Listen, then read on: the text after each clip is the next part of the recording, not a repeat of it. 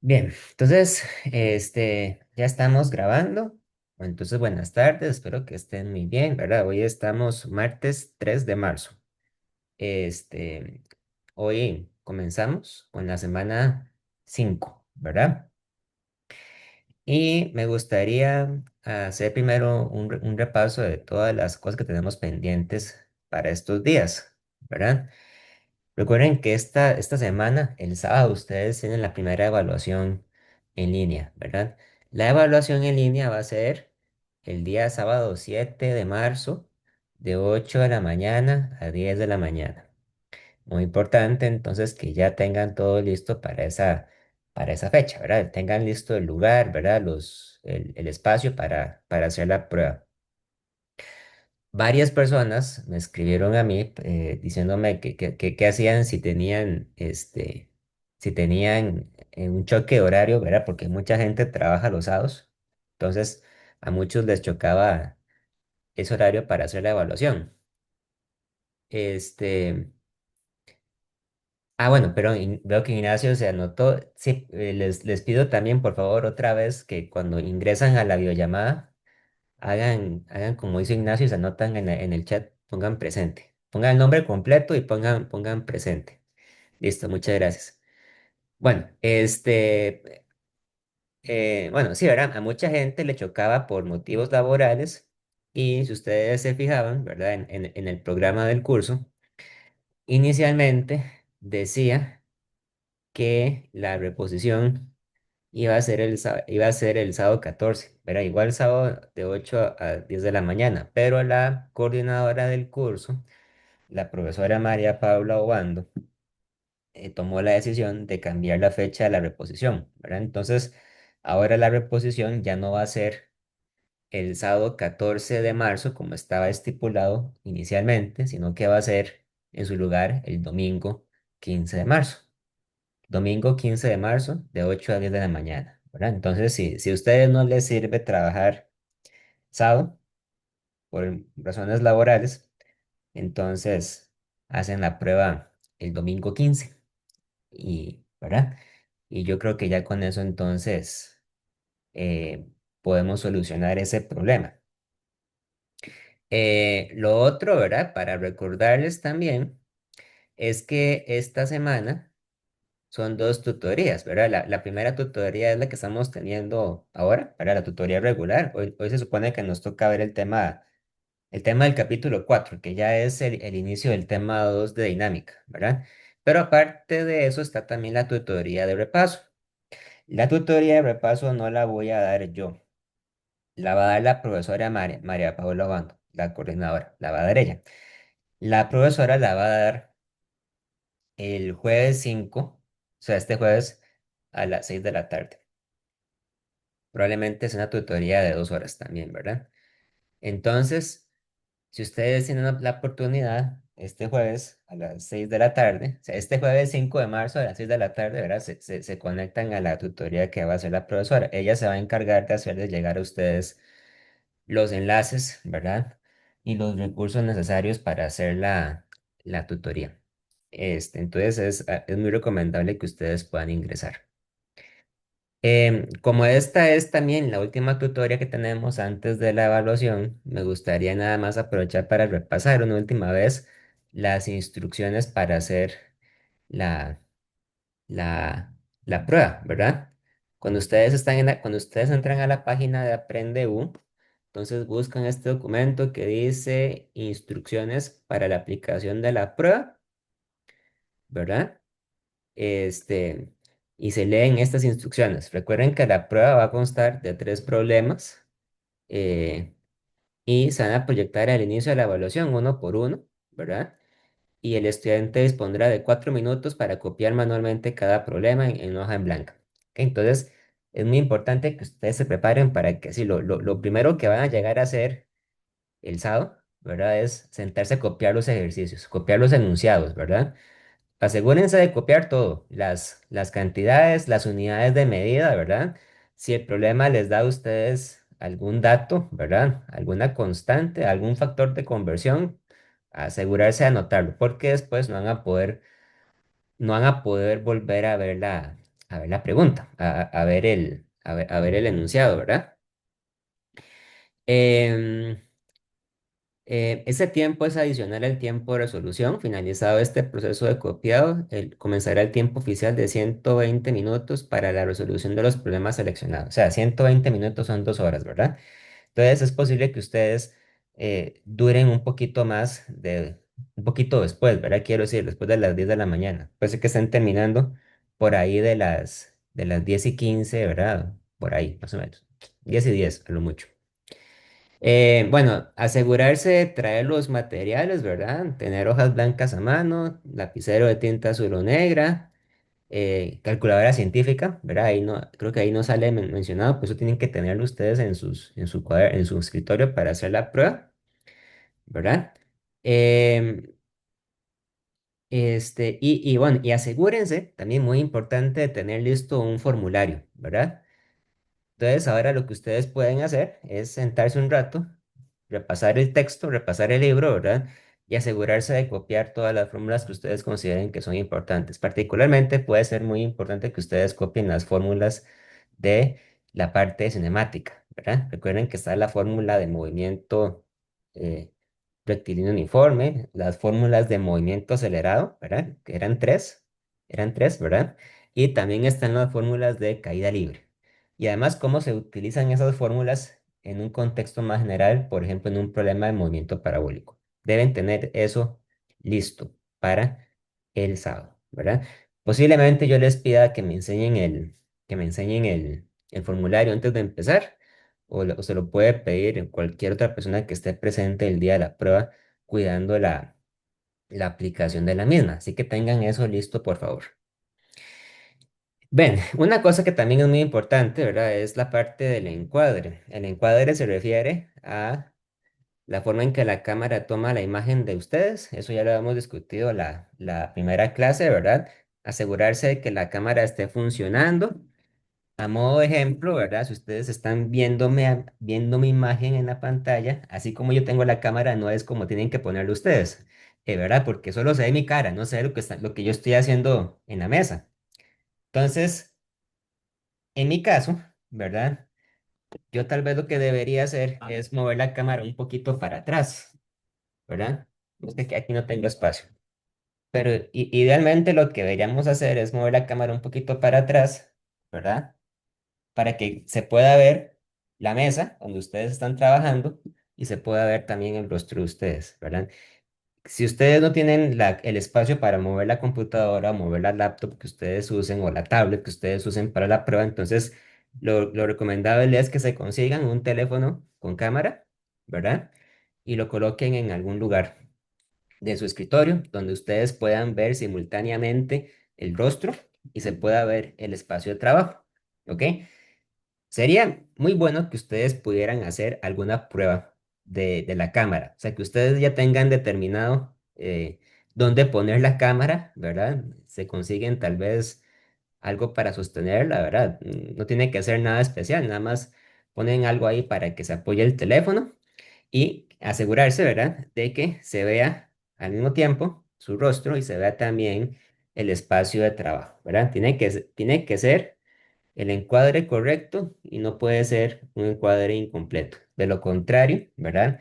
Se les va a llamar la atención al respecto para que corrijan eso.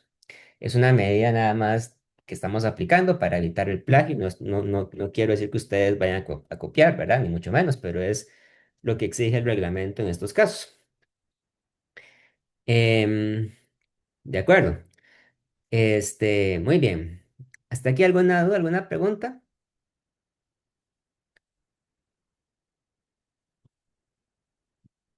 Bueno, ¿verdad? Y nada más recordarles también otra cosa, que es que la semana siguiente, en la semana 6, ¿verdad? Tenemos la fecha límite para enviar la tarea uno. También la fecha límite va a ser el domingo 15 de marzo. Algunas personas me han escrito estos días que ya han terminado la tarea, pero no encontraron el lugar donde subir el trabajo que hicieron, ¿verdad? Eso era porque la tarea se habilitaba estos días que acaban de pasar. Si ustedes se van a la página de Aprende U, aquí, ¿verdad? buscan aquí en actividades evaluativas y les va a salir, o sea, les va a salir aquí arriba las instrucciones de la tarea uno, ¿verdad? Que ustedes ya tuvieron que haberlas visto. Y aquí abajito les va a salir en actividades, ¿verdad? Tarea uno. Vean que esto se abrió el día de ayer, se abrió el 2 de marzo, ¿ok? Entonces lo abren y aquí es donde ustedes agregan la tarea, ¿verdad? Ahí la pueden enviar.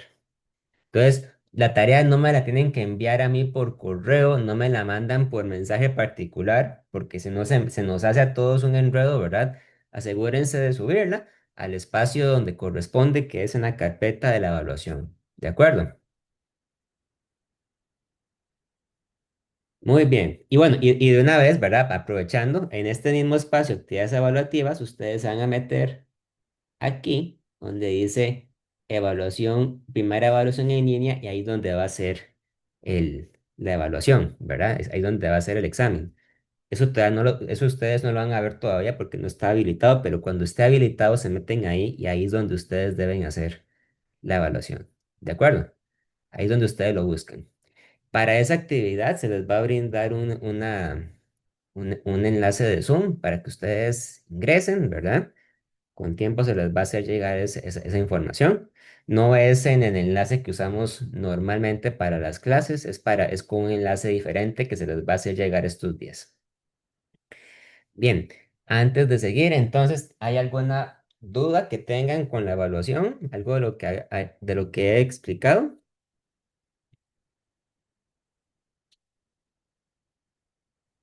No, profe, todo bien. Todo bien, muy bien, muy bien. Em, bueno, ¿verdad? Si tienen alguna otra duda de aquí al sábado, ¿verdad?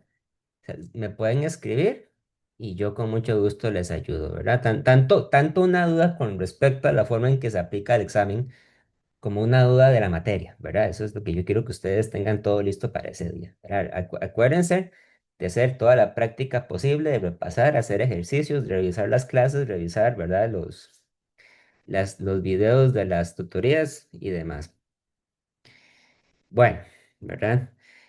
Para la clase de hoy nos toca ver el tema de dinámica, el capítulo 4. El capítulo 4 no entra en el examen de este sábado, ¿verdad? Es materia del siguiente examen, pero igual, de todas formas, es importante tener presente, ¿verdad? Cuándo va a ser esa evaluación. Ven que la segunda evaluación está para bueno, todavía falta mucho, ¿verdad? Pero está para el sábado 25 de abril, ¿verdad? Pero bueno, es importante llevar todo el día con calma, ¿verdad? Bien, entonces, si no hay más dudas, ¿verdad? Tanto, tanto de la materia para la evaluación como del capítulo de dinámica, entonces lo que voy a hacer es hacer un pequeño repaso del tema de dinámica, que creo que tal vez es lo que nos puede servir en este momento. Entonces voy a irme a la pizarra. Mm, ya voy, denme un momentito. La pizarra,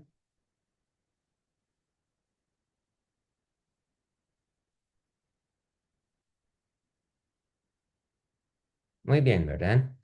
El capítulo 4 entonces es el inicio del estudio de la rama de la física que se llama la dinámica.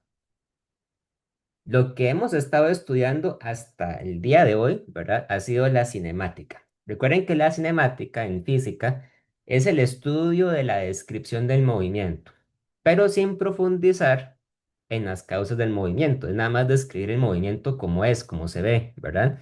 Por ejemplo, en cinemática nosotros hablamos de posición, hablamos de velocidad, ¿verdad? También hablamos de aceleración y de tiempo, ¿verdad? Pero en ningún momento nosotros hablamos, por ejemplo, de las causas del movimiento, ¿verdad? Por ejemplo, podemos describir una partícula en caída libre, pero no hemos profundizado todavía en por qué es que la partícula que se mueve en caída libre se mueve de la manera en que lo hace, ¿verdad? Eso es algo que no está todavía dentro de nuestro, o que no ha estado hasta ahora, no ha estado dentro de nuestro interés. En cambio, la dinámica es el estudio, muy importante, de las causas del movimiento, ¿verdad? Ya no nos interesa tanto describir el movimiento como es, sino intentar explicar por qué las cosas en el mundo físico, ¿verdad? se mueven de la manera en que lo hacen. Y entonces, para hacer eso, vamos a recurrir a las tres leyes del movimiento de Newton, ¿verdad? Eso es un tema fundamental en la física, las leyes del movimiento de Newton. Y también, ¿verdad? De paso, vamos a estudiar conceptos que hasta ahora no hemos visto, ¿verdad? Vamos a empezar a hablar de cantidades como fuerzas, vamos a hablar acerca de la masa, ¿verdad? ¿Qué es eso? ¿Qué es una fuerza? ¿Qué es una masa? Entonces, bueno, la mejor manera de empezar a explicar estos conceptos es yendo una por una, ¿verdad? Entonces, vamos a ver que la primera ley, vamos a poner la primera ley de Newton, ¿verdad? Se llama la ley de la inercia. Tiene ese nombre, ¿verdad? Y la ley de la inercia lo que dice es que una partícula que se mueve, podríamos decir aislada, tiende a mantener su estado de movimiento rectilíneo y con velocidad constante.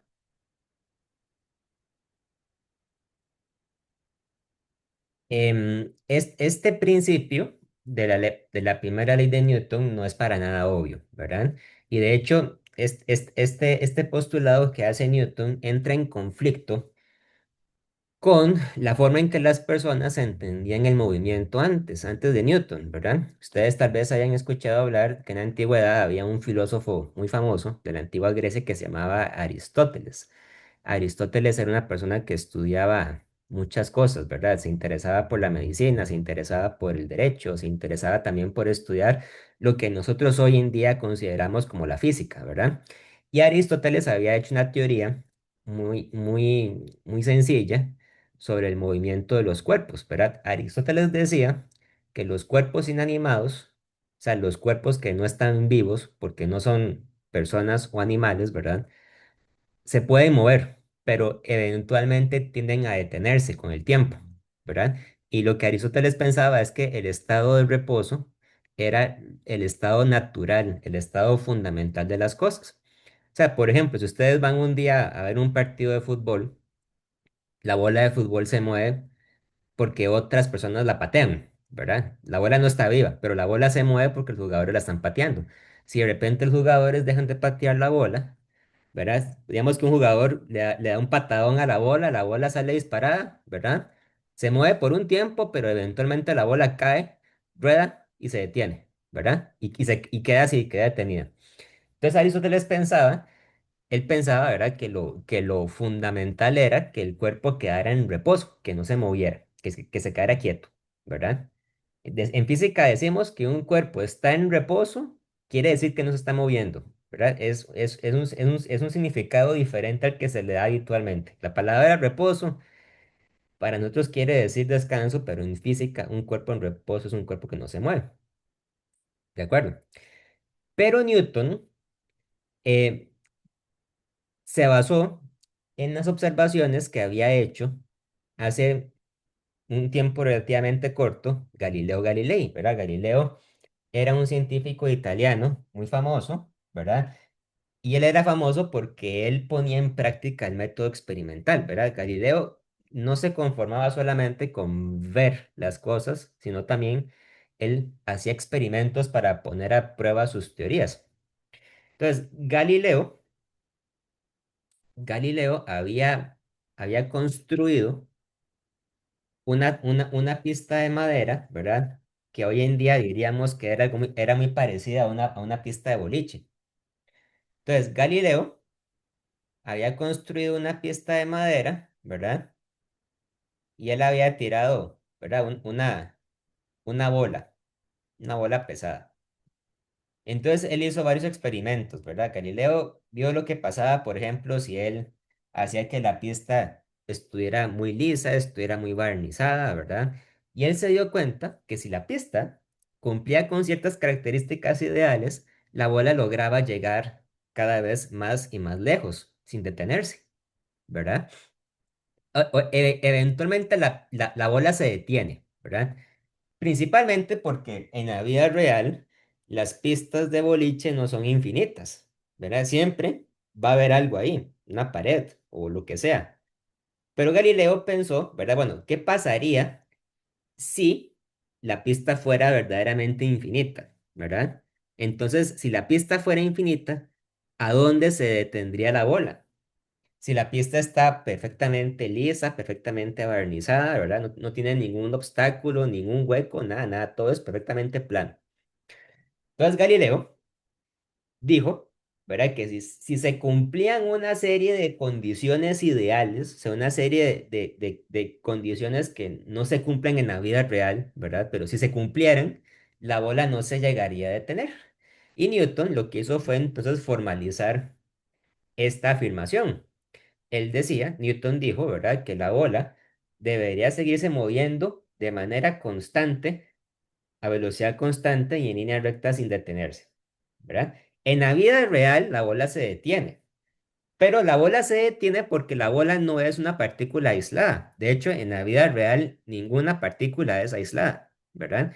Cuando una bola de fútbol está rodando por la cancha, la bola de fútbol experimenta una fuerza de fricción, la fuerza de fricción que experimenta contra el zacate o contra el suelo, contra lo que sea, y la bola se detiene, ¿verdad? Pero si la pista o si la cancha de fútbol fuera, no sé, digamos, si estuviera enjabonada o si la cancha de fútbol no fuera de zacate, sino que fuera un bloque de hielo resbaloso, ¿verdad? Entonces la bola no se detendría o le tomaría por lo menos mucho tiempo detenerse. Entonces, ¿verdad? La primera ley de Newton es una formalización de esta idea tan importante, que es que los cuerpos en condiciones ideales no se detienen. Hoy en día, ¿verdad? Con tanta tecnología que tenemos, nosotros podríamos pensar, podríamos proponer un escenario un poco más realista donde se cumple la ley de la inercia. Digamos, ¿verdad? Que ustedes van al espacio exterior. En el espacio exterior no hay fricción porque el espacio está vacío, ¿verdad? No hay nada, no hay aire. En realidad, en el espacio exterior puede ser que hayan cierta cantidad de gases, pero es muy poca, ¿verdad? Si ustedes van al espacio exterior y ustedes agarran una bola de fútbol o una bola de tenis o una bola de béisbol y la lanzan al espacio, entonces, es un escenario realista donde se puede cumplir la ley de la inercia.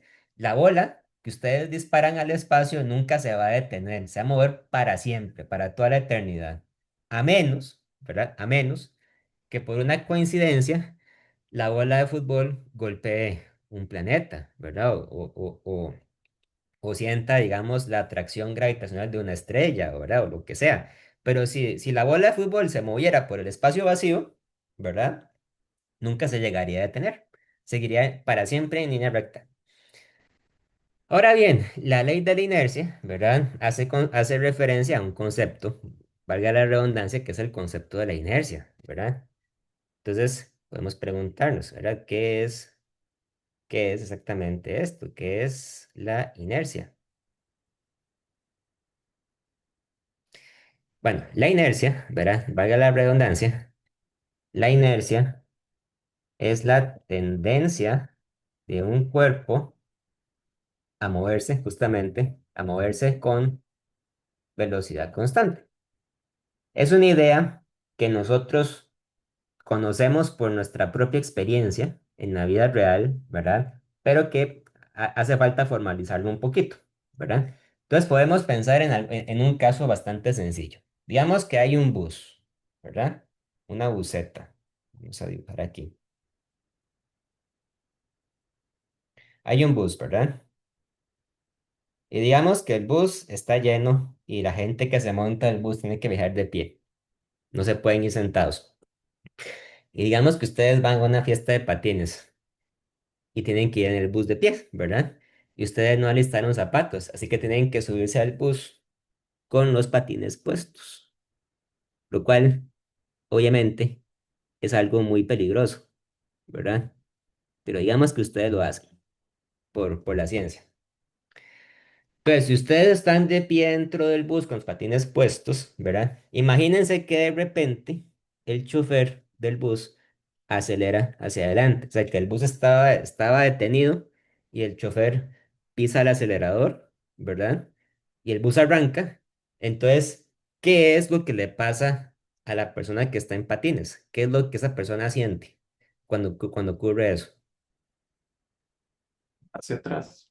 Siente como si lo jalaran hacia atrás, ¿verdad?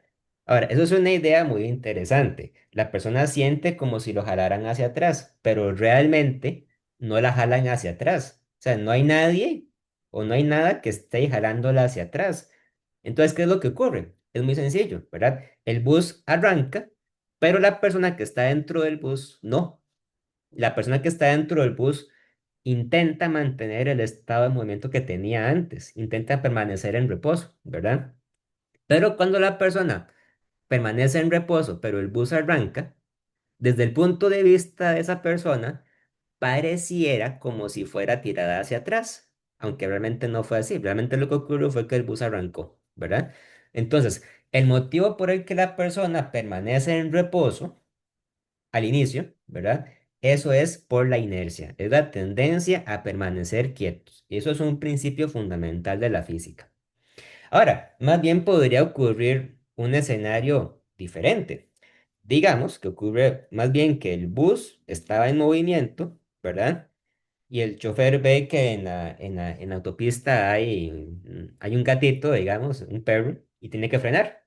Frena en seco, frena de golpe, ¿verdad? Entonces, ¿qué pasaría más bien si el bus está en movimiento y tiene que pegar un frenazo? ¿Qué siente el patinador entonces?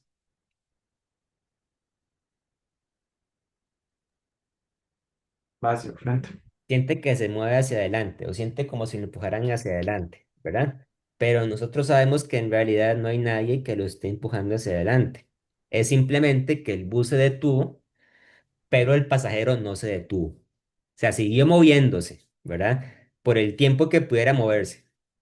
Entonces, ¿verdad? Todo esto nos ayuda a entender por qué es que es tan importante ponerse el cinturón de seguridad, ¿verdad? Sin el cinturón de seguridad, la gente saldría disparada, porque cuando un carro frena en seco, cuando un carro frena de golpe, los pasajeros siguen moviéndose, ¿verdad? El carro se detiene, pero la gente que está dentro no se detiene. Si ustedes alguna vez, por ejemplo, han ido a hacer una compra muy grande a un supermercado, ¿verdad? Y empacan las cosas en bolsitas, en bolsas de tela, y las ponen en el asiento de atrás, ustedes habrán visto que cuando el carro pega un frenazo, ¿verdad? Las bolsas ruedan hacia adelante, ¿verdad? Pero no es que las bolsas rueden por sí solas, es que las bolsas siguen moviéndose a pesar de que el carro se detuvo. Y por eso, ¿verdad? Es que en general cuando uno conduce un carro, cuando uno conduce un vehículo, es importante no frenar en seco. O sea, eso es algo que hay que evitar hacerlo. Y solo hay que hacerlo en caso de emergencias, ¿verdad? Porque podría ser peligroso. Ahora bien, la inercia es también algo muy importante a la hora de conducir vehículos pesados. Por ejemplo, aquí en Costa Rica lamentablemente no ocurre así, pero en otros países las carreteras tienen carriles específicos para vehículos pesados, para lo que llamamos trailers, ¿verdad? O vehículos articulados. Cuando un chofer de camión, ¿verdad? Maneja un camión pesado, digamos que es un camión de esos que está el cabezal, digamos, ¿verdad? El cabezal. Y atrás va jalando este, un carro que tiene, no sé, tiene algo adentro, tiene madera, troncos, ¿verdad? Cosas pesadas atrás, maquinaria. Imagínense que cuando el chofer frena un camión de estos, ¿verdad? El cabezal se detiene, pero la carga que estaba detrás de él no se detiene. La carga sigue moviéndose, ¿verdad? Y entonces la carga que es tan pesada empuja el camión hacia adelante y el camión se sigue moviendo, aunque el chofer haya puesto los frenos, ¿verdad? Entonces, estos camiones pesados es siempre necesario conducirlos con bajas velocidades, porque un camión requiere mucho tiempo para detenerse. Hay que detenerlo poquito a poco, ¿verdad? No se puede detener de golpe porque la inercia lo impide. En cambio, un vehículo más ligero, ¿verdad? Un vehículo Un carro particular, una moto, una bici, eso se detiene muy fácil, pero un camión pesado no, ¿verdad? Entonces, esto que estamos diciendo, o sea, la tendencia de los cuerpos a mantenerse en movimiento es lo que llamamos la inercia, ¿verdad? Y particularmente es muy importante tomar en cuenta que cuando nosotros vamos a empezar a mover un cuerpo o cuando vamos a detener un cuerpo, hay que tomar en cuenta que no todos los cuerpos son igual de fáciles o igual de difíciles de mover, ¿verdad? Por ejemplo, es más fácil arrancar un vehículo ligero que arrancar un vehículo pesado. O sea, si ustedes un día están en sus casas ordenando su cuarto, ¿verdad? Tal vez se hayan dado cuenta que es más fácil mover una silla que mover un escritorio o mover una cama, ¿verdad? Eso es porque la silla tiene menos inercia que el escritorio o que la cama, ¿verdad? Entonces, podríamos decir que la inercia es también una cantidad, es un concepto que nos ayuda a medir qué tan difícil es mover algo, ¿verdad? Ustedes posiblemente también hayan visto documentales de, de astronautas, ¿verdad? Ustedes han visto que en el espacio exterior, en la Estación Espacial Internacional, cuando están construyendo la estación espacial, los astronautas llevan una nave con un brazo robótico para levantar las piezas, ¿verdad? ¿Y por qué es que tienen que llevar un brazo robótico para levantar las piezas si en el espacio no hay gravedad, por ejemplo? Bueno, es cierto, en el espacio no hay gravedad, pero sí hay inercia, ¿verdad? Una estación espacial con mucha inercia es difícil de mover, incluso aunque no haya gravedad, ¿verdad? Porque sigue teniendo la inercia. Entonces, físicamente hablando, a nosotros nos interesa definir qué es el concepto de inercia o cómo se puede medir la inercia, ¿verdad? Y entonces es cuando nosotros hacemos ahora sí una mención al concepto de masa. La masa es una cantidad que ustedes tal vez ya han utilizado antes en algún curso de química, ¿verdad? Cuando a la gente le pregunta qué es la masa, las personas suelen contestar que la masa es una medida de la cantidad de materia, ¿verdad? Eso es una definición válida, es una medida de la cantidad de materia de un cuerpo. La masa se mide en kilogramos, ¿verdad? El kilogramo es la unidad oficial de masa en el Sistema Internacional de Unidades. Pero en física tenemos también otra definición de la masa. En física, la masa es también una medida de la inercia de un cuerpo. O sea, es cuánto cuesta mover una cosa, o cuánto cuesta cambiar, mejor dicho, cuánto cuesta cambiar el estado de movimiento de esa cosa. Entre más masa tenga, es más difícil cambiar el estado de movimiento, ¿verdad? Eso es la masa. La masa es una medida de la inercia. Em, y se mide en kilogramos, ¿verdad? Más adelante vamos a ver que no hay que confundir la masa con el peso. Son cosas diferentes, aunque están relacionadas, pero son conceptos distintos. Muy bien, ¿verdad? Entonces, la primera ley de Newton lo que me dice es que una partícula que está completamente aislada, ¿verdad? Estamos pensando en una situación que no es realista, una situación imaginaria, ¿verdad? Va a mantener su estado de movimiento con velocidad constante y en línea recta, de manera indefinida. Ahora, la segunda ley de Newton se trata específicamente de lo que ocurre cuando esto no pasa, cuando no sucede nada, cuando no sucede, cuando las cosas no suceden así, ¿verdad? Entonces, la segunda ley de Newton, a pesar de que es la segunda, ¿verdad? Ley, es tal vez la fórmula de la física más importante de todas las que hay. Al menos históricamente la más importante. Es tan importante que ni siquiera tiene un nombre especial, así se llama, la segunda ley de Newton. Entonces, la segunda ley de Newton dice que cuando un cuerpo experimenta una o varias fuerzas, su estado de movimiento va a cambiar. Específicamente lo que dice es que la suma de las fuerzas, vamos a decir, la suma vectorial de las fuerzas es igual al producto de su masa por su velocidad, por su aceleración, perdón, su aceleración. Claro, ¿verdad? Esta definición que les acabo de dar es un poco problemática porque no he definido algo muy importante, ¿verdad? No he definido el concepto de fuerza. No les he dicho a ustedes qué es una fuerza. O sea, aquí estoy hablando de fuerzas, pero no lo he definido todavía científicamente. Nosotros tenemos la intuición, ¿verdad? De que la fuerza es algo que usamos para mover las cosas, ¿verdad? La fuerza es algo que la gente puede tener o no tener, ¿verdad? Una persona que es musculosa, que va al gimnasio, tiene mucha fuerza. En cambio, una persona que no hace ejercicio, ¿verdad? Que no hace movimiento, que no hace actividad física, se queda débil, ¿verdad? Y no tiene fuerza. Pero bueno, vamos a definir la fuerza de la siguiente manera. De hecho, la definición de fuerza es un concepto bastante redundante, si ustedes lo piensan. La fuerza es cualquier interacción que puede cambiar el estado de movimiento de un objeto. Sea, es un concepto redundante, ¿verdad?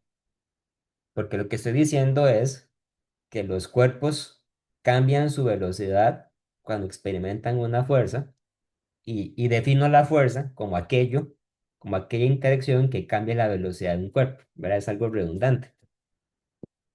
Pero bueno, eso se debe a que hay muchas cosas en el universo que pueden ser consideradas fuerzas. Bastantes, hay un montón, ¿verdad?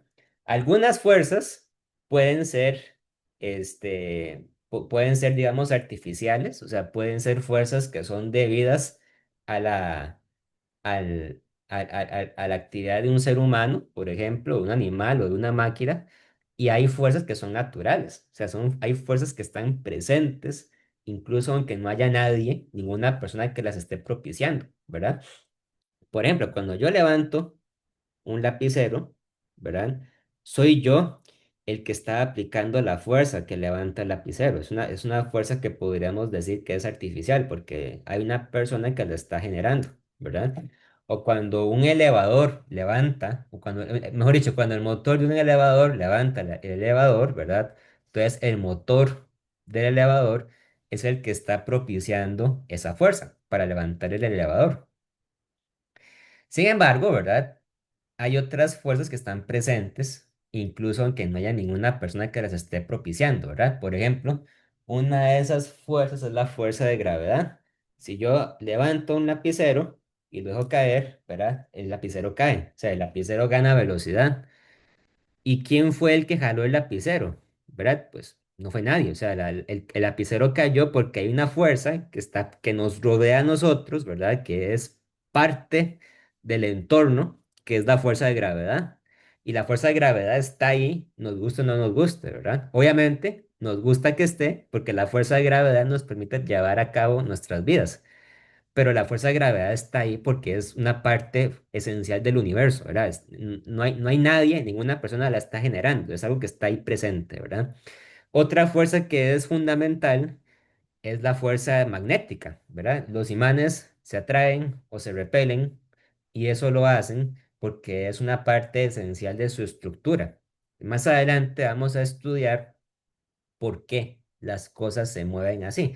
Vamos a estudiar cuáles son los fenómenos que propician que aparezcan, ¿verdad? Determinados tipos de fuerzas.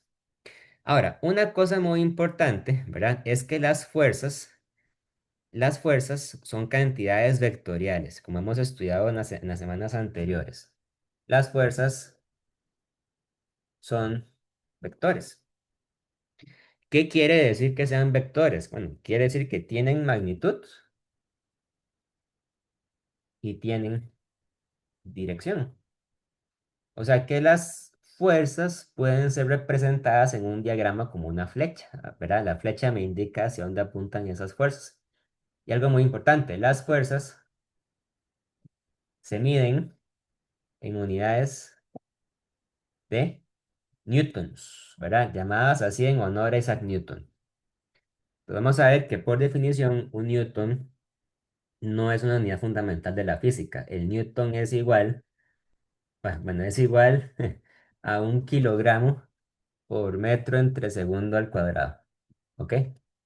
el newton se puede convertir a libras, como ustedes acaban de ver, ¿verdad? Pero dentro del sistema de unidades, el newton es igual a un kilogramo por metro entre segundo al cuadrado. Ok, entonces, ¿qué es lo que quiere decir exactamente la segunda ley de Newton? Bueno, vamos a considerar un ejemplo bastante sencillo. Digamos que yo tengo una caja.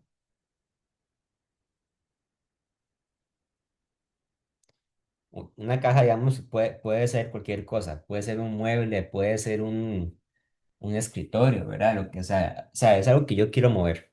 Y digamos que esta caja tiene una masa. Digamos que la masa de la caja es, por decir algo, pongámosle que tiene una masa de 10 kilogramos. ¿De acuerdo? Entonces, digamos que por alguna razón esta caja experimenta una fuerza hacia la derecha, ¿verdad? Es un vector. Y esta fuerza la voy a llamar la fuerza uno. Y digamos que la fuerza uno tiene un valor de 10 newtons. ¿Ok? Y digamos que llega alguien, llega un amigo y me ayuda a jalar. Y digamos que ese amigo jala con otra fuerza diferente, pero también apunta hacia adelante. Jala con una fuerza que vamos a llamar la fuerza F2. Y digamos que F2 vale, pongámosle 20 newtons. ¿Ok? Pero digamos que al mismo tiempo hay una tercera persona que me quiere gastar una broma y sin que nos demos cuenta jala hacia atrás la caja. Así, ¿verdad? Y jala con una fuerza F3. Pongámosle F3 de 5 newtons. ¿Verdad? Con la intención de hacer que me resulte difícil seguir jalando la caja. Entonces, bueno, evidentemente, ¿verdad? La caja puede experimentar muchas fuerzas al mismo tiempo. Muchas, ¿verdad?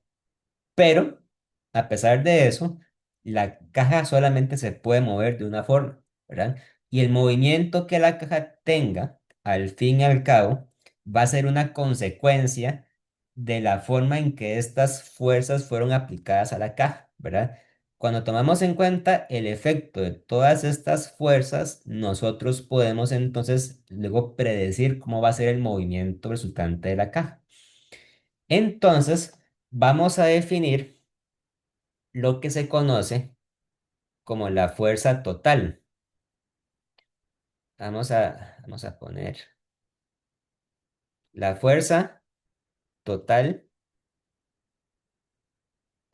total, vamos a cambiarlo, perdón, la fuerza total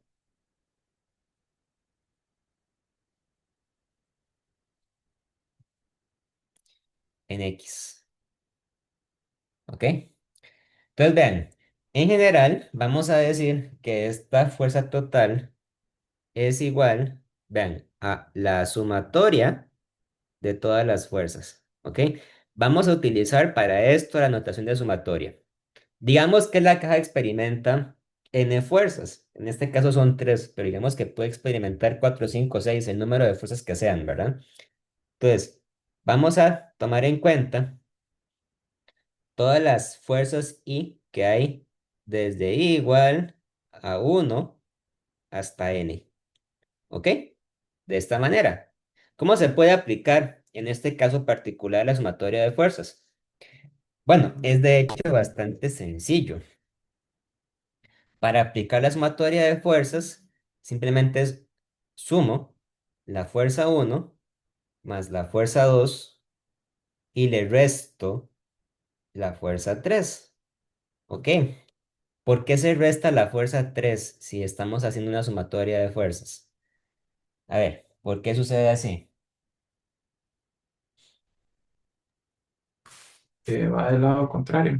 Porque va del lado contrario, exactamente. O sea, porque estamos haciendo realmente lo que se conoce como una sumatoria vectorial, ¿verdad? Cuando sumamos las fuerzas, perdón, disculpen, cuando sumamos las fuerzas hay que tener en cuenta las direcciones, ¿ok?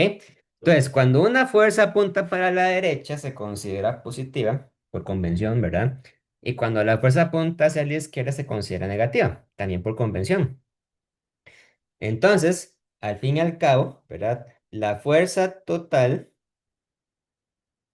en X va a ser igual a sumar 10 newtons más 20 newtons menos 5 newtons, ¿verdad? Los 5 newtons están ahí, digamos, restando, más bien. Y bueno, eso es 10 más 20 es 30, 30 menos 5 es 25, ¿verdad? 25 newtons. Esa es la fuerza neta que experimenta el objeto, la fuerza total, son 25 newtons, ¿verdad? Entonces, las tres fuerzas juntas actúan como si fuera solamente una fuerza de 25 newtons, aunque realmente no es una fuerza, son tres, ¿verdad? Pero el efecto resultante es como si fuera solamente una. Muy bien, entonces ahora que tenemos la fuerza total, ahora sí, aquí entra en juego el concepto de la segunda ley de Newton, realmente, lo que quiere decir esa ley, ¿verdad? La segunda ley de Newton se puede representar por medio de una ecuación. La segunda ley de Newton lo que me dice es, vean, que la suma de fuerzas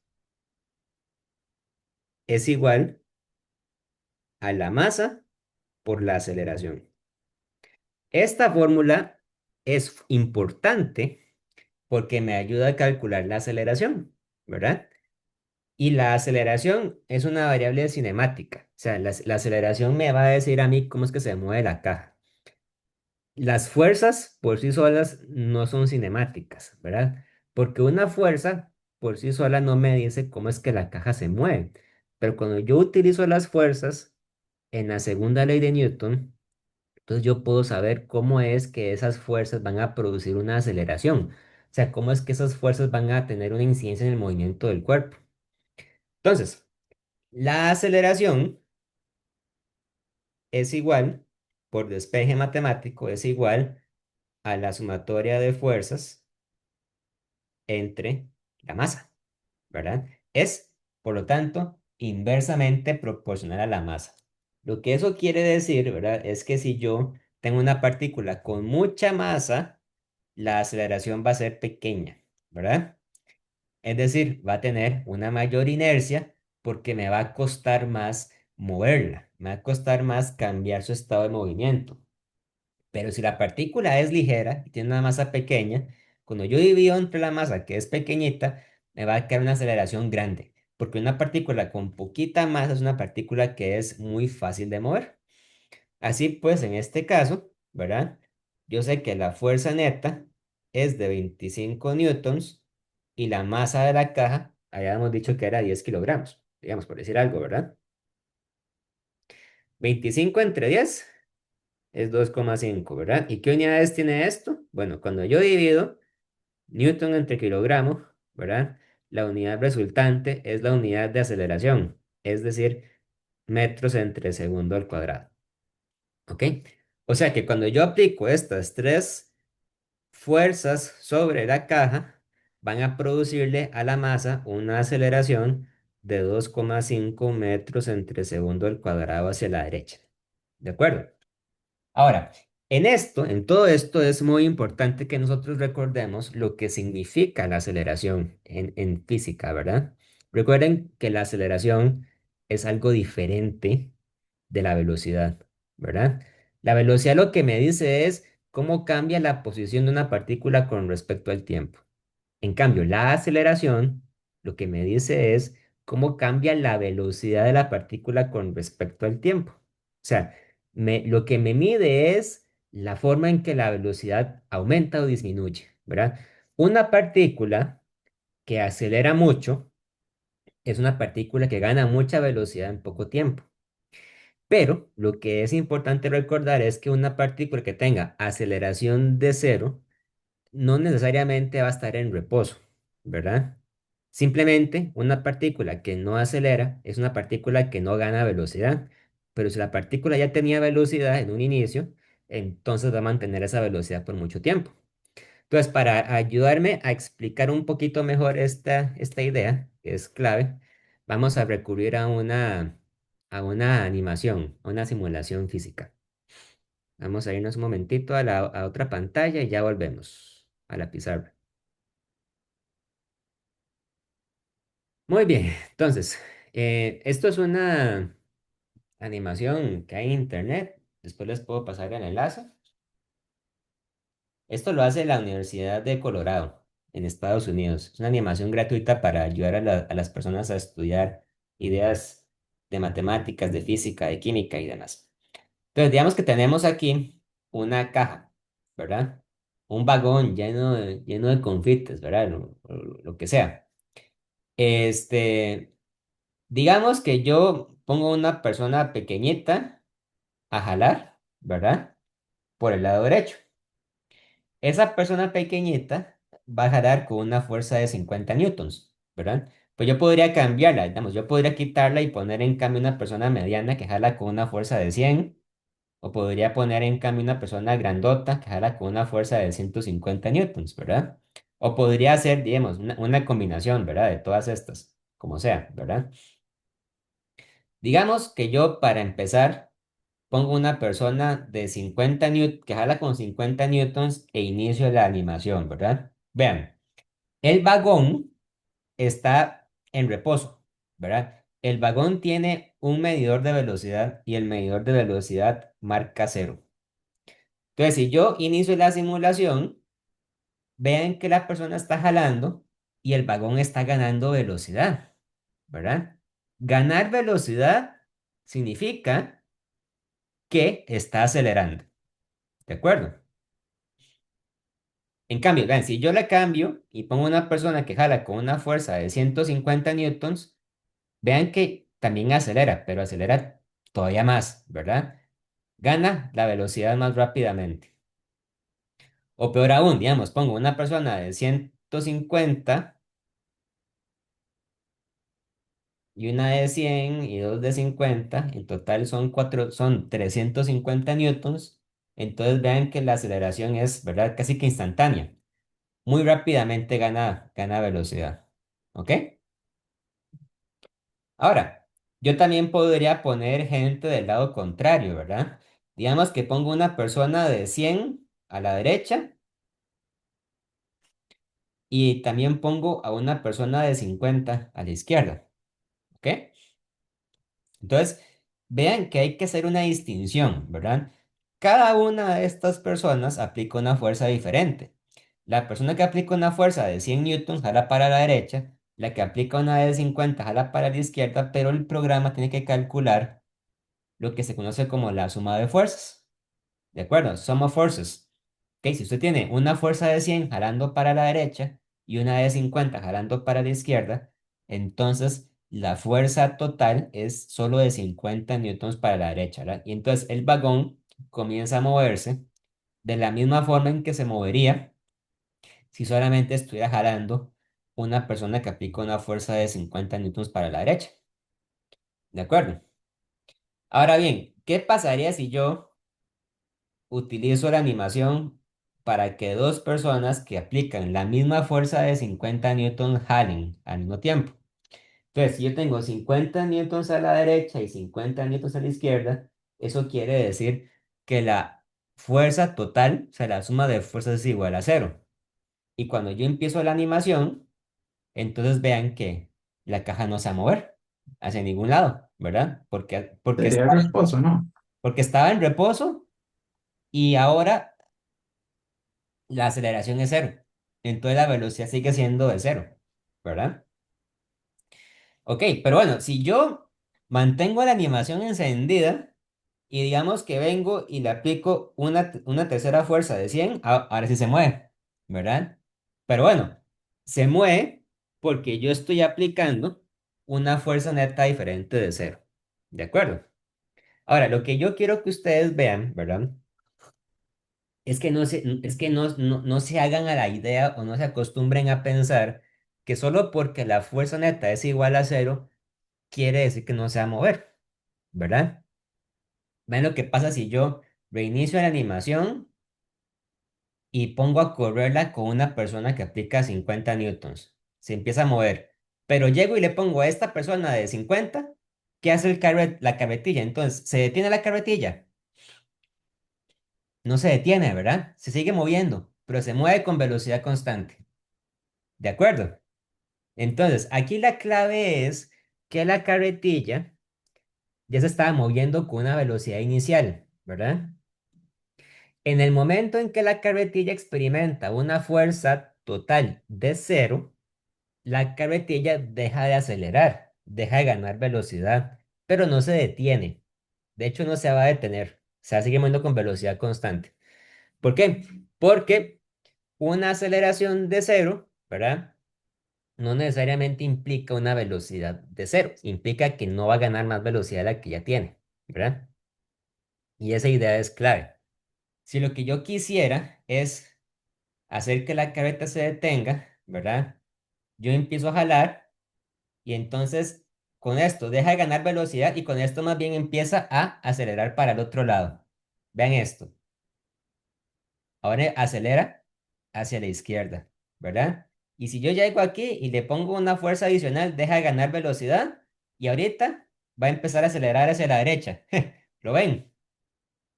Deja de ganar velocidad, acelera hacia la izquierda y ahora deja de ganar velocidad, pues ya no puedo hacer ningún cambio más, ¿verdad? Ahí entonces va a seguir. Si yo quiero que la carreta se detenga, ¿verdad? Lo que tengo que hacer es simplemente pedirle a todo el mundo que deje de aplicar fuerza, ¿verdad? Para que se detenga. O sea, yo tengo que pedirles que lleguen a un estado de reposo y que cuando lleguen al estado de reposo dejen de aplicar fuerza. Esa es la clave en esto. ¿De acuerdo? ¿Hasta aquí alguna duda, alguna pregunta?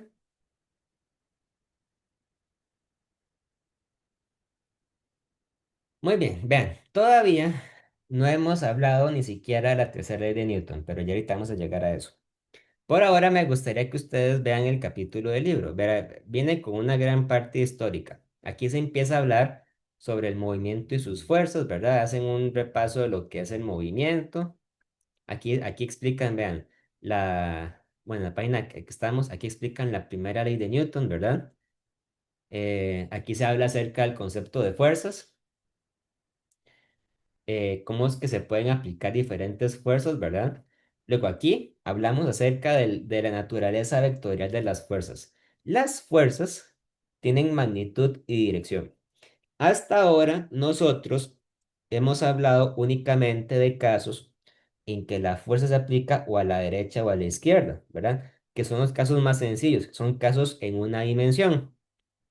Pero en la vida real, ¿verdad? Las fuerzas pueden ser aplicadas en diferentes direcciones. Podrían ser aplicadas en 2D o incluso en 3D, ¿verdad? Entonces, si yo tengo varias fuerzas actuando sobre la caja en diferentes direcciones, yo tengo que hacer entonces una sumatoria vectorial de fuerzas. Y recuerden que la forma en que nosotros aplicamos una sumatoria vectorial era por medio de las componentes. Entonces, en un problema general de física, ¿verdad? En que las fuerzas actúen sobre otras direcciones, tenemos que sacar primero las componentes en X y en Y y luego sumarlas, ¿verdad? Aquí se habla acerca de una serie de, bueno, aquí es un breve catálogo de fuerzas, ¿verdad? Es como un listado que hacemos sobre los diferentes tipos de fuerzas, ¿verdad? Una de ellas es el peso, ¿verdad? Ahora sí, yo les había dicho a ustedes que el peso es algo diferente de la masa, ¿ok? La masa, como ya hemos mencionado antes, es una cantidad que mide la cantidad de materia o que mide la inercia de una partícula. La masa es un escalar, no tiene dirección, es simplemente una propiedad de las cosas. Pero el peso es una fuerza. El peso es una manifestación de la fuerza de gravedad. Es decir, es una manifestación de la fuerza con la que el planeta Tierra jala los cuerpos hacia sí, ¿verdad? Todavía no vamos a profundizar mucho, no vamos a profundizar necesariamente en el estudio de la fuerza de gravedad. No vamos a explicar de dónde es que viene. Pero la fuerza de gravedad es una fuerza que es muy fácil de calcular. La fórmula es muy sencilla. La fuerza de gravedad o el peso se suele representar por medio de la letra W, porque en inglés peso se dice weight, ¿verdad?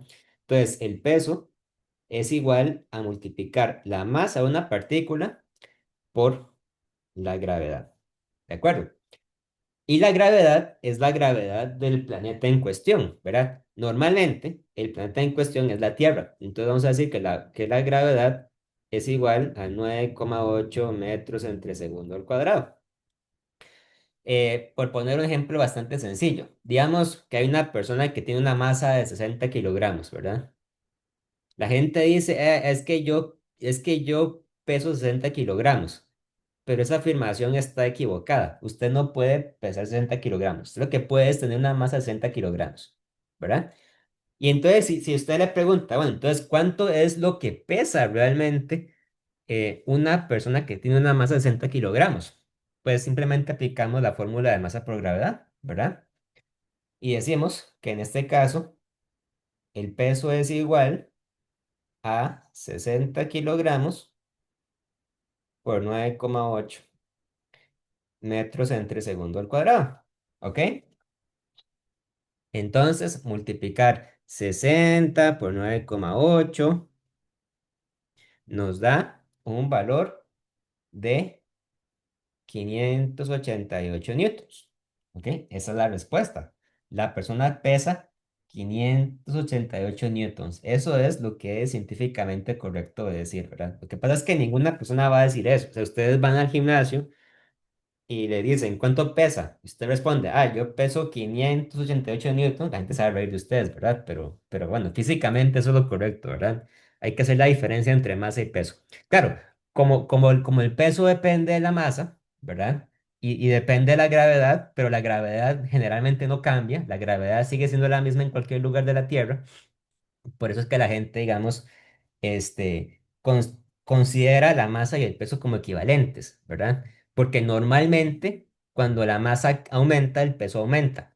Pero si nosotros, por ejemplo, viajáramos a otro planeta, ¿verdad? Si viajáramos, por ejemplo, a Marte, donde la gravedad es distinta, donde la gravedad es menor que en la Tierra, ¿verdad? Entonces, una persona que en la Tierra pesa 588 newtons, en Marte puede pesar menos, aunque su masa sea la misma, ¿verdad? Entonces, cuando la gente se somete, por ejemplo, a una rutina de ejercicios o se somete a una dieta, ¿verdad? Porque quieren ganar o perder peso, ¿verdad? Realmente lo que quieren decir es que quieren ganar o perder masa, ¿verdad? Porque el peso lo pueden cambiar cambiando la gravedad, ¿verdad? Pero lo que es importante, digamos, para la salud de una persona es la masa, realmente, no el peso, ¿verdad? Pero bueno, son cuestiones ahí semánticas, ¿verdad? Muy bien, vamos a borrar esto, ¿ok? Vamos a seguir. Hay otra fuerza, que es la fuerza de un resorte, se llama la fuerza elástica, ¿verdad? Eso es algo que vamos a estudiar más adelante. Está también la llamada la fuerza de tensión. La fuerza de tensión es la fuerza que ustedes aplican con una cuerda, ¿verdad? Las cuerdas son interesantes porque las cuerdas pueden jalar, pero no pueden empujar, ¿verdad? Entonces, cuando tengamos un problema de física donde aparezca una cuerda que está haciendo una fuerza sobre un objeto, a esa fuerza la vamos a llamar la fuerza de tensión. Está también esta otra fuerza que es la fuerza normal. Tengo que explicarles qué significa la fuerza normal. Para explicar lo que es la fuerza normal, vamos a seguir con la explicación de la pizarra. Vamos a hablar ahora acerca de la tercera ley de Newton. Déjenme cambiar a la pizarra.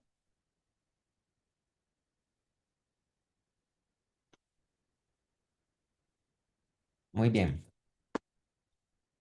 La tercera ley de Newton dice lo siguiente. Entonces,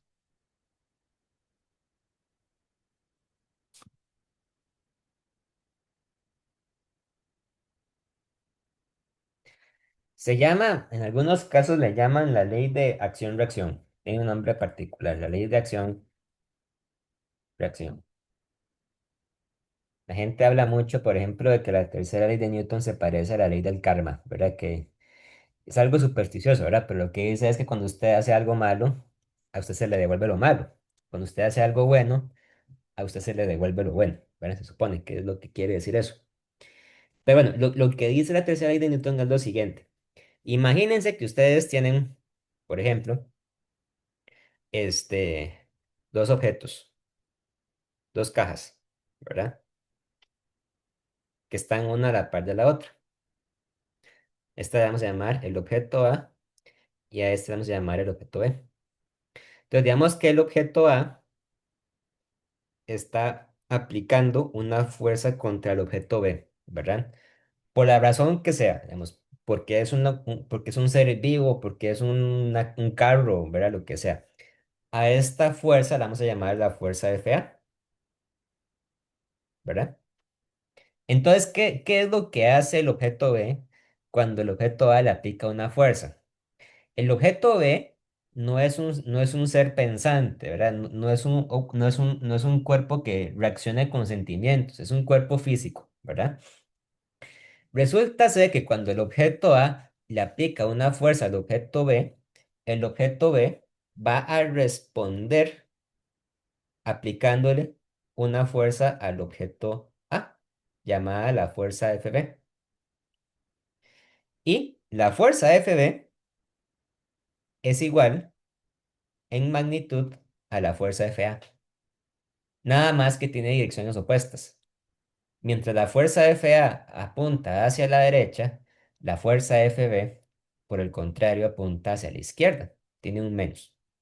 Entonces, la forma en que nosotros podemos enunciar la tercera ley de Newton es de esta manera. Cuando un cuerpo A ejerce una fuerza sobre el cuerpo B, el cuerpo B reacciona o responde, llamémoslo así, responde, ejerciendo una fuerza igual, pero opuesta sobre A. O sea, cuando decimos igual, lo que queremos decir es que tiene la misma magnitud. Y cuando decimos que es opuesta, lo que queremos decir es que tiene una dirección opuesta, o sea, que va para la otra dirección, ¿verdad? Y esta ley es una ley fundamental de la física que no depende, ¿verdad? No depende de que los cuerpos estén vivos o no. Es algo bastante sencillo. Aunque al principio es un poco difícil de entender, ¿verdad? Entonces, podemos pensar en un caso hipotético. Digamos, por ejemplo, que ustedes tienen un escritorio, ¿ok? Hay una mesa. Pero déjenme acomodar un poquito la pizarra. Voy, hay una mesa, ¿verdad? Y ustedes ponen encima de la mesa un libro. Un libro pesado, como un libro de física. Un libro muy grande, ¿verdad? ¿Ok? Y entonces, cuando el libro está sobre la mesa, digamos que el libro tiene una fuerza, tiene una masa M. ¿Ok? Entonces ustedes se preguntan cuáles son las fuerzas que actúan sobre el libro cuando el libro está sobre la mesa, ¿verdad? El libro no se mueve, está en reposo, pero el hecho de que no se mueva, ¿verdad? No quiere decir que no hayan fuerzas presentes. Lo único que quiere decir es que si hay fuerzas, se cancelan entre ellas, ¿verdad? Se cancelan entre sí. Entonces, para comenzar el análisis, ¿verdad? Tenemos que recordar que independientemente de lo que pase, ¿verdad? El libro se encuentra dentro de la región de influencia de la gravedad de la Tierra, ¿verdad? El libro no es inmune a la fuerza de gravedad, tiene que caer una fuerza de gravedad. Y entonces, eso me garantiza de que hay una fuerza jalando hacia abajo. Esa fuerza la vamos a llamar la fuerza W, que es el peso, y es igual a masa por gravedad. Lo que sea que valga la masa del libro, si se multiplica por la gravedad, me va a dar el peso. ¿Ok? Es una fuerza que está presente. Ahora, yo sé que el peso no puede ser la única fuerza que actúa sobre el libro. Porque si fuera la única fuerza, el libro tendría que acelerar hacia abajo, pero el libro no acelera hacia abajo, porque la mesa le impide seguir acelerando, ¿verdad? Y bien, podría no haber ni siquiera una mesa, podría ser simplemente el piso, el suelo, ¿verdad? Lo que sea. El libro no va a seguir bajando porque hay una superficie sólida que le impide bajar. Entonces, si el libro no baja, ¿verdad? Es porque debe existir una fuerza que está cancelándose con la fuerza de gravedad. Que la fuerza de gravedad no es que desaparece, es simplemente es que se cancela con otra fuerza, ¿verdad? Ya esa fuerza que aparece la vamos a llamar la fuerza normal, Fn. Ok, vean. Vean qué curioso, se llama así, se llama la fuerza normal, Fn. ¿Ok? ¿Por qué se llama la fuerza normal? Bueno, la fuerza normal, vean, es una fuerza de reacción que ejerce la mesa sobre el libro por la tercera ley de Newton. ¿Ok? Vean qué curioso. El libro hace una fuerza contra la mesa. Esa fuerza que el libro hace contra la mesa es la fuerza de gravedad. ¿De acuerdo? Entonces, la mesa, debido a la tercera ley de Newton, tiene que ejercer una reacción contra el libro. Y la fuerza que la mesa ejerce contra el libro la voy a llamar la fuerza normal, ¿verdad? En el lenguaje cotidiano, nosotros decimos que la palabra normal significa que algo es común, ¿verdad? Que es habitual, que no es extraño. Pero en física y en matemáticas, la palabra normal tiene un significado bastante particular. En física, la palabra normal significa perpendicular. Eso es algo normal. ¿Ok? ¿Qué quiere decir perpendicular? Quiere decir que forma un ángulo 90 grados. Si ustedes están en una habitación cuadrada, como en la que me encuentro yo en este momento, ¿verdad?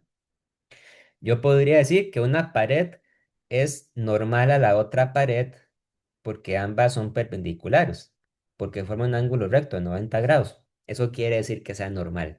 Cuando algo es normal a otra cosa, simplemente significa que forma un ángulo 90 grados. En este caso, la fuerza normal es perpendicular porque la normal siempre apunta en una dirección de 90 grados con respecto a la superficie, ¿verdad? Si la mesa fuera perfectamente plana y horizontal, eso quiere decir que la normal debería actuar verticalmente hacia arriba. ¿De acuerdo? Pero si la mesa no fuera horizontal, si la mesa fuera, por ejemplo, un plano inclinado, o si fuera, ¿verdad? Una superficie torcida, inclinada, lo que sea, la normal podría tener otra dirección. La dirección de la normal siempre va a ser perpendicular a la superficie de contacto. Entonces, yo puedo llegar, ¿verdad? Y ahora sí, yo digo,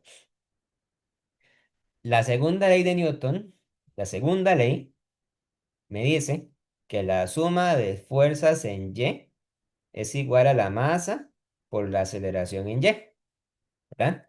Y tengo dos fuerzas en Y, la normal que apunta para arriba y el peso que apunta para abajo, ¿verdad? Cuando una fuerza actúa hacia arriba en el eje Y, la vamos a tomar como positiva. Y cuando actúa hacia abajo, la tomaremos como negativa. Entonces, esto quiere decir que la normal menos el peso es igual a la masa por la aceleración en Y. ¿De acuerdo? Hasta ahí todo bien, ¿verdad? Porque eso es lo que me dice la segunda ley de Newton. Ahora, aquí viene la parte curiosa, ¿verdad? Si el libro está en reposo sobre la mesa, eso quiere decir que yo conozco el valor de la aceleración del libro, ¿verdad? Si el libro está en reposo, ¿cuánto vale su aceleración? ¿Quién sabe?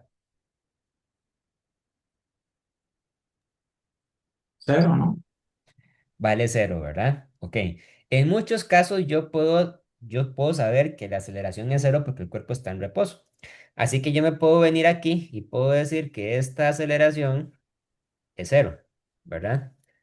Cuando yo sé que la aceleración es cero, independientemente del valor de la masa, ¿verdad? Yo sé que el lado derecho de esta ecuación va a ser igual a cero. Entonces eso quiere decir que la normal menos el peso es cero y por lo tanto la normal va a ser igual al peso. ¿Ven qué bonito? Entonces estamos demostrando que se cumple la tercera ley de Newton, curiosamente, ¿verdad? Porque la normal es una fuerza que tiene el mismo valor que la fuerza que la ocasionó. En este caso, la normal tiene un valor que es idéntico al del peso, vale lo mismo. O sea, no quiere decir, ojo, no quiere decir que la normal es lo mismo que el peso. Lo que quiere decir es que la normal es una fuerza que en este caso en particular tiene el mismo valor que el peso, pero es una fuerza diferente, porque la normal apunta hacia arriba, mientras que el peso apunta hacia abajo. O sea, son opuestas, ¿verdad? Son fuerzas iguales, pero opuestas. Entonces, cuando la normal actúa sobre el libro, asegura que el libro permanezca en reposo, ¿verdad? Y la normal va a actuar hasta que el libro empieza a moverse, ¿verdad? Digamos que por alguna razón el libro fuera muy pesado, ¿verdad? Y la mesa fuera frágil. Entonces, si la mesa se rompe, digamos, si se quiebra, si se parte por el peso del libro, el libro comenzaría a caer y la normal desaparecería. Pero durante el tiempo en que la mesa resista, aguante el peso del libro, no se va a caer y va a tener un valor que es igual al peso que actúa el libro sobre la mesa, o sea, va a ser igual en magnitud al peso del libro. ¿De acuerdo? ¿Hasta aquí alguna duda, alguna pregunta? Propio, buenas noches. Eh, Buenas noches. Esta tercera ley también aplicaría como cuando un automóvil choca contra un árbol Ah, o tal vez es, otro auto, pero detenido. es un buen ejemplo, sí, claro, ¿verdad? Si ustedes ven, a veces cuando la gente maneja bajo los efectos del alcohol, ¿verdad? Lamentablemente hay accidentes. Y un accidente bastante común es que el carro choque contra un poste, o contra un árbol, ¿verdad? Imagínense que el poste o el árbol fueran muy sólidos, fueran muy resistentes. El carro choca contra el poste y el poste no se cae, el poste sigue ahí, ¿verdad? Pero el carro que chocó se destruyó, ¿verdad? Quedó arruinado. Lo cual es muy curioso, ¿verdad? Porque el poste o el árbol no están haciendo nada. O sea, el árbol está ahí, nada más, está quieto, ¿verdad? Pero resulta ser que cuando el carro choca contra el carro le transfiere al árbol una fuerza. Y por tercera ley de Newton, justamente, ¿verdad? El árbol, aunque está quieto, el árbol aún así ejerce la misma fuerza contra el carro, pero en dirección opuesta, ¿verdad? Ahora, ¿por qué el carro se destruye, pero el árbol no? Bueno, porque los diferentes materiales reaccionan o actúan de manera diferente ante el efecto de una fuerza, ¿verdad? Puede ser que el carro está hecho de un material que es deformable, pero el árbol que está hecho de madera sólida, madera maciza, ¿verdad? Puede aguantar más. Entonces, esa es la razón, por ejemplo, por la cual cuando la gente practica boxeo, ¿verdad? Cuando, cuando golpean un saco, ¿verdad? Este, les aconsejan ponerse guantes protectores, ¿verdad? Porque el saco aguanta cualquier fuerza, pero la mano, una persona no, ¿verdad? La mano se puede quebrar, porque los huesos son frágiles, ¿verdad? Entonces, eso es, digamos, como la diferencia, ¿verdad? Entre lo que cada material aguanta, pero aún así, cualquier material es susceptible a experimentar la tercera ley de Newton, ¿verdad? Es una buena comparación, por supuesto.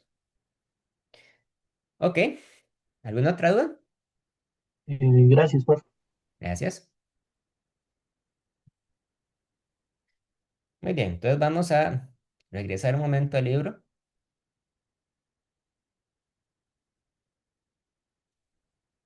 Entonces, vimos que la normal es una fuerza que se puede explicar, ¿verdad? A partir de la tercera ley de Newton.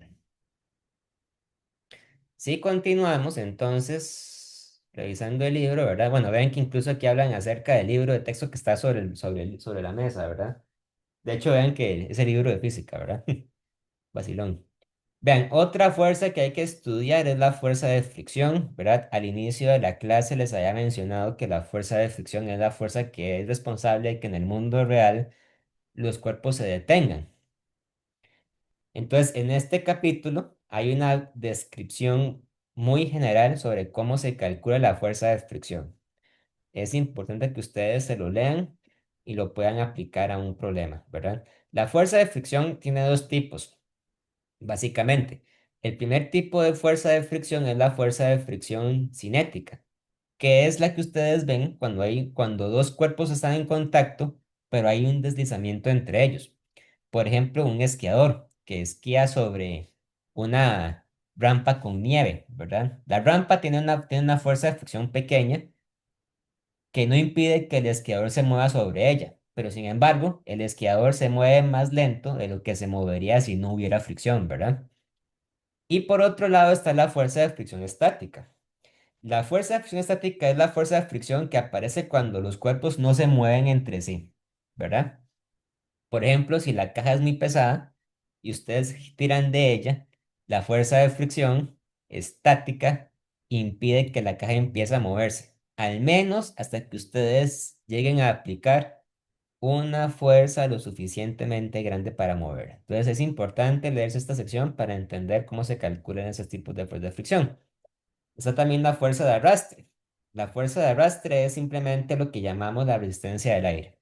La fuerza de arrastre es una fuerza muy complicada. Digamos que en una situación realista cuesta mucho de calcular porque depende de muchos parámetros. Depende de la forma de los objetos, depende de la velocidad a la que se mueven, ¿verdad? Y de muchas cosas más. Entonces, la fuerza de arrastre no suele ser una cantidad que se les pida calcular a ustedes. Sin embargo, es importante que ustedes entiendan qué es, ¿verdad? De dónde es que viene.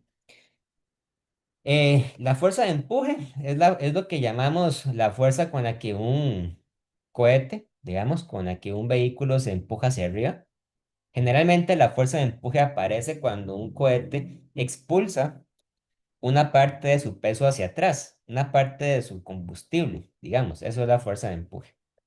Igual nada más es como leerse esa descripción, ¿verdad?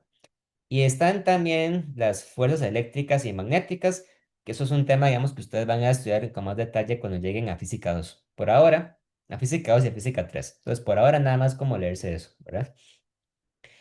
Bueno, identificación de fuerzas es como más de lo mismo, ¿verdad? Igual tienen que leerse esto. ¿Qué hacen las fuerzas? Aquí estamos hablando acerca de la segunda ley de Newton, ¿ok? Leerse estas secciones. Aquí ya están explicando la segunda ley con más detalle, ¿verdad? La unidad de fuerza, que es el Newton. Ahora ven, esta parte es muy importante. Es hacer un diagrama de cuerpo libre. Un diagrama de cuerpo libre es un dibujo que nosotros hacemos, ¿verdad? Un dibujo esquemático. No tiene que ser un dibujo muy detallado, por supuesto. Es simplemente un dibujo que me permite a mí identificar cuáles son las fuerzas que actúan sobre un cuerpo, ¿verdad? Y cuáles son sus direcciones. Generalmente, cuando hacemos un diagrama de cuerpo libre, lo que hacemos es dividir el espacio en dos ejes. Ponemos el eje X, generalmente es horizontal, y el eje Y, que generalmente es vertical, ¿verdad? Y con ayuda de esos ejes, nosotros podemos identificar y darle una dirección a las fuerzas, ¿verdad? Si la fuerza es horizontal, decimos que la fuerza es paralela al eje X. Si la fuerza es vertical, decimos que la fuerza es paralela al eje Y. Si la fuerza apunta en diagonal, pues calculamos su dirección por medio de un ángulo de referencia o lo que sea, ¿verdad? Y entonces nosotros aplicamos el diagrama del cuerpo libre como una forma de aplicar la segunda ley de Newton, ¿verdad? A la hora de hacer la sumatoria de fuerzas vectoriales, podemos calcular la masa por la aceleración. Y la aceleración me ayuda entonces a determinar la forma en que el cuerpo se va a mover, ¿verdad? Muy bien, leerse esto, ¿verdad? La tercera ley de Newton, ¿verdad? Ya la hemos explicado, la normal, ¿verdad? Eso es muy importante. ¿Qué más? Este, ya, ¿verdad? Y eso es. Bueno, entonces les pido que por favor, ¿verdad? En lo que queda de la semana, pues que traten de estudiar lo más que puedan este capítulo. Ahora bien, yo sé que para ustedes la prioridad naturalmente no es esto, la prioridad es estudiar para el examen, para la evaluación, ¿verdad? Así que bueno, estudien, hagan práctica, ¿verdad? Como les había dicho al inicio de la lección, si tienen alguna duda, me pueden escribir, me pueden consultar y yo con mucho gusto les ayudo. Este, y apenas terminamos con esto, entonces ahora sí nos dedicamos de lleno a la materia nueva, al capítulo 4, ¿verdad? Sería muy bueno que para la siguiente semana, para de hoy en 8, tengan adelantado el capítulo 5, ¿de acuerdo? que el capítulo 5 es sobre aplicaciones de la segunda ley de Newton. ¿Alguna duda más que tengan? ¿Preguntas, dudas? Bueno, si no hay más, dejémoslo hasta acá entonces. Nos veríamos entonces el sábado, el día de la evaluación, y luego nos vemos el otro martes. Recuerden que este jueves tienen la tutoría de repaso con la profesora María Paula Obando, ¿verdad? A las 6 de la tarde, para que se conecten los que puedan, para ver dudas y para evacuar y para dar indicaciones generales sobre la evaluación. Si no hay más, entonces nos vemos el sábado. Listo. Muchas gracias, profe. Gracias. Muchas gracias, profe. Gracias. Gracias, profe.